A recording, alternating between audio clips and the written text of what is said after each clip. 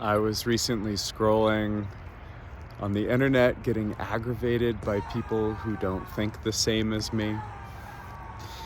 And I'm reminded of this quote from Martin Luther King Jr., where he talks about the value of nonviolence.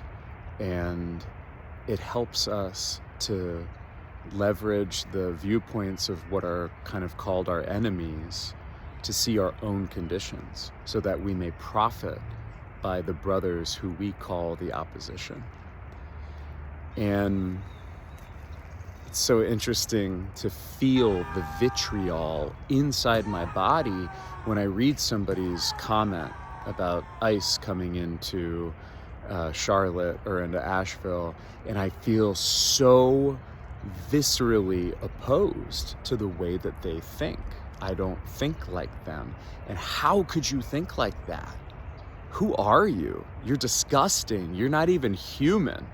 You know, these kinds of energies and thought formations, and beyond what's happening in the political realm, I just don't want to feel those. I don't want to be so reactive to the world. And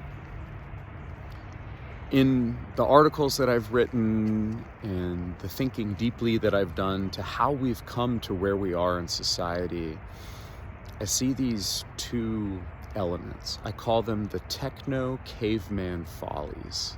And I want to talk about the caveman folly. The caveman folly is the old tribal tradition of using violence and excommunication to enforce the practices in the social norms of the tribe.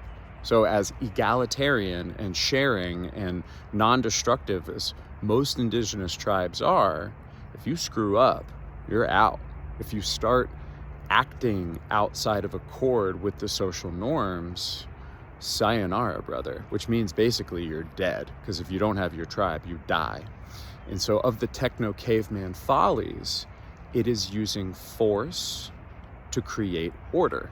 That's the caveman part of the techno-caveman follies. Force creates order. And so when I see folks that I don't agree with, and they want to use force to create order, I also want to use force to create order. I want to lash out against them, essentially. And so in examining that, I look at what's truly underneath that. And what I believe is within pretty much anybody that lives in modern society, where we don't grow up with the idea that once you get angry, you can just go beat somebody up, like this kind of brutish, Wild West idea that I have of how society has been for a lot longer than or you challenge somebody to a duel, you might just die today. We're really PC, and we're really quite not physically violent, but I believe that wells up anger inside of people because we don't have healthy outlets for anger in our society.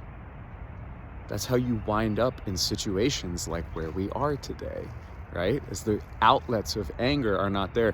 So I've begun a practice of letting my anger out in real ways, coming out to this creek and screaming bloody murder, coming into my living room and banging on the couch.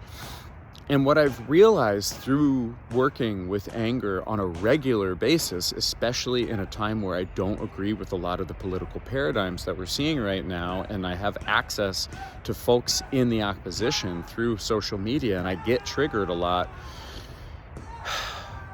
is that really what's underneath there is grief. It's grief that my kin, that I don't agree with my kin. It's grief that I don't have a shared worldview with the people that I share this world with, right? I share the world, but I don't have a shared worldview. And so the vision that I have for a future is a future where we have deliciously healthy outlets for anger together, and that we have delicious healthy outlets for grief as well. Because what's driving the unexpressed anger is just this sadness. Maybe I'll be left alone if I'm not in the group. Maybe I don't fit in and I don't have connection with the world around me. And perhaps what's really under that is the primal mind saying, that means I'm going to die, right? And my vision is that the rage rooms where you can go and take a golf club and smash a bunch of porcelain, that becomes much more the norm. And perhaps it's not something that you buy your way into, but as friends, we just say, you want to rage right now?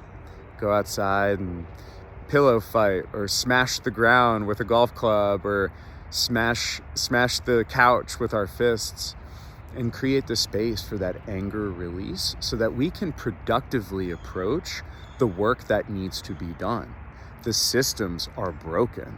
The things need to change. And if we are holding on to so much grief that every time we interact with somebody or something that we don't agree with, we come out in anger, we can't productively approach the change of the system.